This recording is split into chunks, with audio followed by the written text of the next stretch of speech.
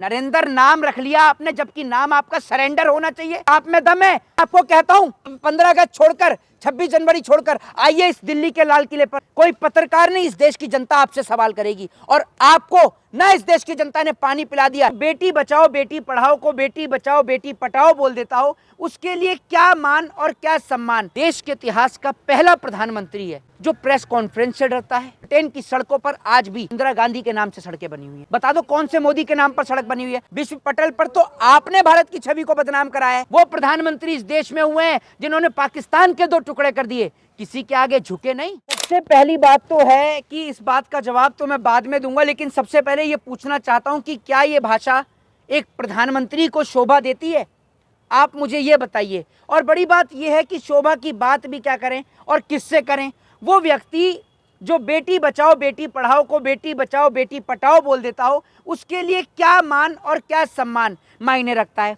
और वो व्यक्ति जिसको एक बार अपने गलेबान में झांक कर देखना चाहिए कि नाचने की चर्चा किसकी चल रही है, कौन नाच के दिखा रहा था और कौन डांस की बात कर रहा था, किसके लिए डांसिंग की बात कर रही है, जरा वो तो बता दे। वो व्यक्ति जिनकी पार्टी के नेता रेपिस्ट हों, बलात्कारी हों, वो व्यक्ति जिनकी पार्टी का एक एमएलए कुलदीप सिंह सेंगर, इनकी पार्टी का ही तो एमएलए था, भले ही बाद में आपने पार्टी से निष्कासित कर दिया गया हो, लेकिन था तो आपकी पार्टी का ही एमएलए। उससे गंदी और घटिया पार्टी कौन सी होगी जिस पार्टी के अंदर महिलाओं की इज्जत ना करी जाती हो, जिस पार्टी के अंदर, जिस पार्टी का मुखिया। और बड़ी बात यह है प्रधानमंत्री से भाषा की कैसे सोची जाए।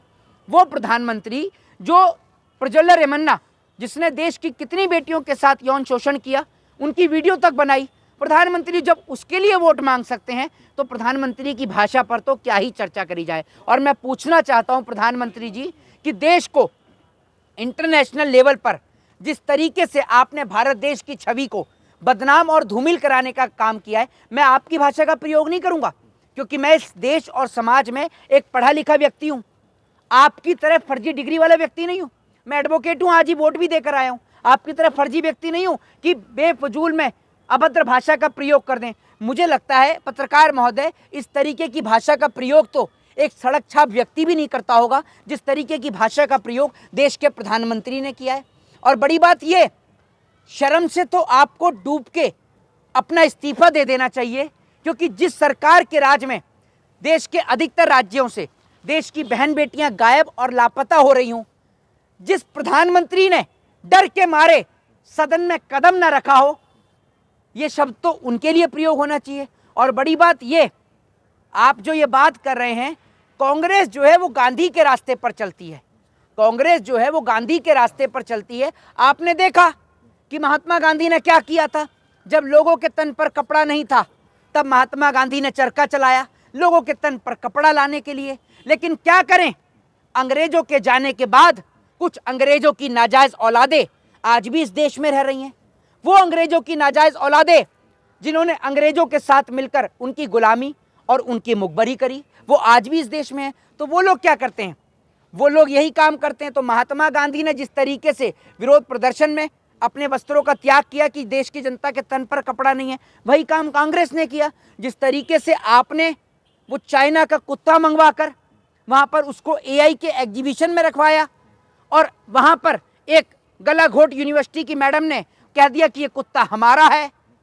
और उसके बाद अब तो मैं अंधभक्तों की बात सुनिए, मैं सोशल मीडिया पर देख रहा हूं, अंधभक्त तो ये लिख रहे हैं कि जब चाइना अरुणाचल प्रदेश को अपना बता सकता है, तो अगर हमारे देश के लोगों ने उनके कुत्ते को अपना बता दिया तो क्या गलत कर दिया।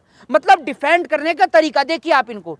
ये इस किस्म के अनपढ़, जाहिल और गवार लोग हैं कि अगर सड़क पर एक कुत्ता गोबर कर जाए, अब इनके लिए गोबर की कोई वैरायटी नहीं चलती कि गाय का ही चाहिए या भैंस का चाहिए, कोई भी करके चला जाए, और अगर देश की सड़क छाप गोदी मीडिया उठाकर उसे कह दे चम्मच में कि ये गोबर नहीं च्यवनप्राश है, या फिर इनके डैडी कह दें, आका कह दें, समझ रहे आप, इनके आका ने कह दिया, डैडी ने कह दिया कि ये गोबर नहीं बेटा तो च्यवनप्राश है, तो कल से वो खाना शुरू कर देंगे। इनकी अपनी कोई मानसिकता नहीं। और बड़ी बात ये देश के इतिहास का पहला प्रधानमंत्री है जो प्रेस कॉन्फ्रेंस से डरता है, जो चाइना से डरता है, जो अमेरिका से डरता है, जो ट्रंप से डरता है, और जो अपने खिलाफ विरोध और प्रदर्शन से डरता है। आप मुझे एक बात बताइए, ये काम कौन किया करता था? ये काम अंग्रेज करते थे। अंग्रेज क्या करते थे कि कोई भी उनके खिलाफ विरोध प्रदर्शन करे या उनके खिलाफ कोई भी बोले, उसको उठाकर जेल की सलाखों के पीछे डाल देते थे।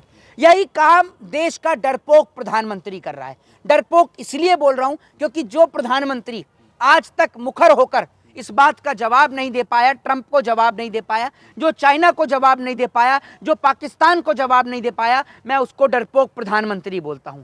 और मैं सल्यूट करता हूं अपने तमाम पूर्व प्रधानमंत्री को। मेरी लड़ाई भारतीय जनता पार्टी से नहीं, मेरी लड़ाई बीजेपी की आज विचारधारा से है। क्योंकि बीजेपी के अंदर अटल बिहारी वाजपेयी, स्वर्गीय माननीय श्री अटल बिहारी वाजपेयी जी जैसे नेता भी थे, जिनको मैं ही नहीं पूरा देश सैल्यूट करता है। भाजपा के बहुत सारे ऐसे पुराने नेता थे जिनको पूरा देश सैल्यूट करता है। लेकिन हमारी लड़ाई आज की भाजपा से है। वो इसलिए है क्योंकि ये अनपढ़ जाहिल गवार लोग एक तो इस देश को बेच रहे हैं और सुन लीजिए, बेचने के साथ साथ देश को बर्बाद भी कर रहे हैं। मोहताब, उन्होंने सीधे सीधे कहा है कि पिछले 10 सालों के दौरान जो वैश्विक छवि बनी है, भारत की मजबूत छवि, उससे कहीं ना कहीं कांग्रेस परेशान है। वो उस छवि को बर्बाद करना चाहती थी, इसलिए अंतर्राष्ट्रीय मंच को चुना, भारत को एक तरह से नुकसान पहुंचाने के लिए उनका कहना है। मैं कहता हूं, देश के प्रधानमंत्री को खुली चुनौती देता हूं कि प्रधानमंत्री की गद्दी छोड़कर भारतीय पासपोर्ट को उठाइए और एक बार यात्रा कर देखिए विदेश में, पता चल जाएगा आपको। बल्कि ये कहिए कि पिछली सरकारों ने जो भारत देश की छवि विश्व पटल पर बनाई, आप उस छवि को धूमिल करने का काम कर रहे हैं। और इतिहास की किताब खोलकर देखिए, वरना जिस व्हाट्सएप को आप चलाते हैं ना, उसको छोड़कर गूगल पर जाकर सर्च करिए। ब्रिटेन की सड़कों पर आज भी इंदिरा गांधी के नाम से सड़कें बनी हुई हैं। आपको पता है ये बात? बता दो कौन से मोदी के नाम पर सड़क बनी हुई है। और सुनिए, विश्व पटल पर तो आपने भारत की छवि को बदनाम कराया है। अगर एप्स्टीन फाइल से आपका कोई संबंध नहीं है तो सामने आकर ट्रंप को जवाब दीजिए, ट्रंप को जवाब। अगर ट्रंप जो भारत देश की बेटियों के लिए कहता है कि भारत देश के अंदर महिलाएं सुरक्षित नहीं है, उसको जवाब दीजिए। ट्रंप ने भारत पर टैरिफ लगाया, उसको जवाब देकर दिखाइए। है आप में दम? नरेंद्र नाम रख लिया आपने, जबकि नाम आपका सरेंडर होना चाहिए। और आप में दम है तो मैं आपको कहता हूं कि 15 अगस्त छोड़कर, 26 जनवरी छोड़कर आइए इस दिल्ली के लाल किले पर। कोई पत्रकार नहीं, इस देश की जनता आपसे सवाल करेगी। और आपको ना इस देश की जनता ने पानी पिला दिया, ये याद भूल गए आप? भूल गए वो इंटरव्यू जब करण थापा ने आपको पानी पिला दिया था, जिसको आप कह रहे थे कि दोस्ती बरकरार रहनी चाहिए? डर गए थे आप, और वही डर आज तक आपके सीने में है। आप डरते हैं कि कहीं उस जैसा पत्रकार आपको मिल गया जिसने आपकी और आपकी सरकार की पोल खोलने का काम कर दिया, आपको तो भागने का मौका भी नहीं मिलेगा। जैसे नायक में देखा था अमरीश पुरी का इंटरव्यू होता था, ये सेम वैसा इंटरव्यू। देश के बहुत सारे पत्रकार जीवित हैं, आज भी पत्रकारिता मरी नहीं है, पत्रकारिता जीवित है। फोर्थ पिलर ऑफ डेमोक्रेसी, जिनको देश सम्मान के साथ पत्रकार कहता है। गोदी मीडिया के पत्रकार नहीं, तलवे चाट पत्रकार तो बहुत हैं। मोदी जी, कभी उन तलवे चाट पत्रकार जो आपसे पूछते हैं ना कि आप जेब में बटुआ रखते हैं नहीं रखते हैं, आम काट के खाते हैं चूस के खाते हैं, कभी उनको छोड़कर किसी सच्चे पत्रकार से मुलाकात तो करके देखिए ना। आपको दिन में तारे महसूस करा दिए तो वो भी व्यक्ति पत्रकार नहीं, आपको पता चल जाएगी। और आप जो बात कर रहे हैं ना वैश्विक पटल पर, तो मैं आपको खुली चुनौती देता हूं, अगर आप में दम है तो चलिए अपना भारतीय पासपोर्ट उठाकर प्रधानमंत्री का बिना लोगो लगवाए चलिए, आप और मैं दोनों चलते हैं। आपको भी सामने दिखाऊंगा और आपकी पैरोकारी करने वाली वो गोदी मीडिया के पत्रकार, 2 पत्रकारों को साथ में डाल लीजिएगा, ताकि आपको भी पता चल जाए कि विश्व पटल पर आपने भारत की छवि को कितना धूमिल कराने का काम किया है। शायद ही किसी प्रधानमंत्री ने किया हो। वो प्रधानमंत्री इस देश में रहे हैं जिन्होंने अमेरिका को मुंहतोड़ जवाब दिया। वो प्रधानमंत्री इस देश में हुए हैं जिन्होंने पाकिस्तान के 2 टुकड़े कर दिए, किसी के आगे झुके नहीं। भूल गए वो वक्त? आपको तो पता भी कहां से होगा, किताबें पढ़ी हैं आपने कभी? याद करके देखिए वो वक्त जब श्रीमती इंदिरा गांधी ने पाकिस्तान को मुंहतोड़ जवाब दिया, उसके 2 टुकड़े कर दिए। तब अमेरिका का फोन नहीं आया, लेकिन किसी के आगे नहीं डरी इंदिरा गांधी। तो इस देश के अंदर किसी राजनीतिक पार्टी के लिए इस प्रकार के शब्दों को निकालना, एक बार सोचकर तो देखिए कि आप कितने बड़े पटल पर हैं, किस पद पर हैं आप, उस पद की तो गरिमा रखिए। इस तरीके के शब्द आप निकाल रहे हैं, शर्म आनी चाहिए और देश और समाज से आपको माफी मांगनी चाहिए।